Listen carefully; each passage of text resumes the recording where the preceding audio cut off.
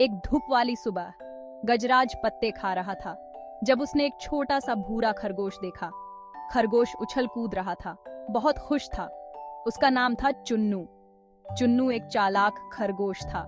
उसे जंगल के बारे में सब कुछ पता था। उसे पता था कि सबसे स्वादिष्ट गाजरें और सबसे ठंडी धाराएं कहाँ मिलेंगी। चुन्नू गजराज के पास उछलता हुआ गया और एक मुस्कान के साथ उसका अभिवादन किया। गजराज भी मुस्कुराया। वह चुन्नू को पसंद करता था। एक हरे भरे जंगल में रहता था एक दयालु हाथी। उसका नाम था गजराज। उसके बड़े बड़े कान और एक लंबी सूंड थी। वो एक नरम दिल दानव था। गजराज और चुन्नू दोस्त बन गए। वे हर दिन मिलते थे। वे साथ खाते थे, वे साथ खेलते थे, वे कहानियां बांटते थे। कुछ गड़बड़ है। एक दिन उन्होंने कुछ अजीब देखा। आसपास कोई जानवर नहीं था। जंगल शांत था, बहुत ज्यादा शांत। ये डरावना था। चुन्नू ने अपनी नाक सिकोड़ते हुए हवा में सूंघा। गजराज ने बेचैनी महसूस करते हुए धीरे से सूंड उठाई। क्या गड़बड़ हो सकती है?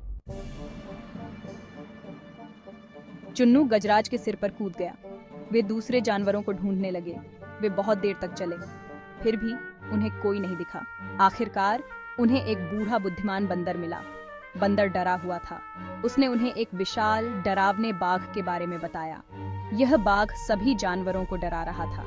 गजराज और चुन्नू चिंतित थे। उन्हें अपने जंगल को बचाना था। उन्होंने बाघ से बात करने का फैसला किया। गजराज और चुन्नू को बाघ की मांद मिल गई। बाघ विशाल और भयानक था। उसकी धारियां गहरे सायों की तरह थीं। उसने एक गहरी डरावनी दहाड़ लगाई। तुम सबको क्यों डरा रहे हो बाघ? बाघ हंसा, खुद को जंगल का नया राजा घोषित किया। एक सच्चा राजा रक्षा करता है, डराता नहीं। गजराज आगे बढ़ा और जोर से चिंघाड़ा। उसकी शक्तिशाली आवाज से जमीन हिल गई। बाघ गुस्से में था, दहाड़ रहा था और हमला करने की तैयारी कर रहा था। पर चुन्नू के पास एक तरकीब थी। गजराज, मेरे पीछे करो।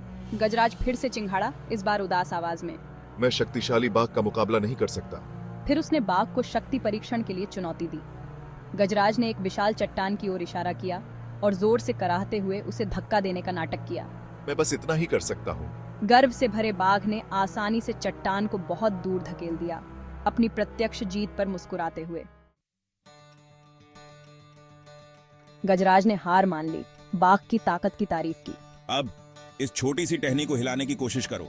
बाघ इस सरल काम पर हंसा, पर जब उसने टहनी उठाने की कोशिश की तो वह फंस गई। दो बड़ी चट्टानों के बीच फंसकर बाघ उसे हिला नहीं सका। उसे चकमा दे दिया गया था। असली ताकत बुद्धि में होती है, सिर्फ आकार में नहीं।